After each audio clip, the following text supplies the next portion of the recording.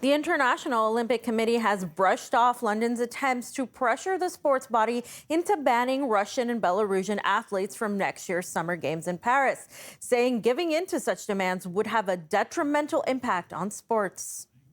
It is not up to governments to decide which athletes can participate in which international competitions. This would be the end of world sport as we know it today. We hope very much that the British government will respect the autonomy of sport, which it has emphasized in so many decisions, statements and UN resolutions. Following the conflict in Ukraine, the committee banned athletes from Russia and Belarus from competing in events. Back in February, a group of more than 30 countries, mostly Western states, urged the IOC not to ease the ban on athletes.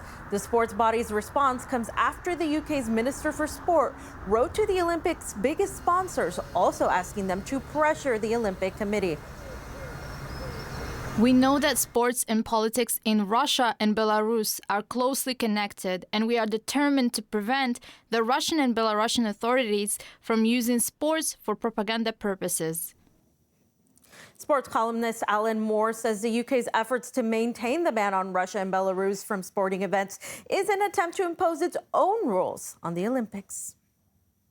The slap down from the International Olympic Committee is very clear. It's to say that, look, whatever you think about at home, that stays home. When you come to the Olympics, it's only about higher, faster, and stronger. That's it. Russia and Belarus are an extremely useful whipping boy and girl for the world at the moment, and especially in the world of sport, because it's easy to kick them because in any case, Russian athletes will just turn up and compete, so it doesn't make a difference to them. They'll just do their best. However, it's very, very useful to have them to kick around. They'll never ban countries just for starting a war. Otherwise, we'd have half of the countries not there. The Republic of Ireland, the Irish Olympic team wouldn't be there because of involvement in, for example, supplying arms to Northern Ireland, and the British government for slaughtering their citizens in Northern Ireland would not be allowed to take part as well. So basically, it's a mess.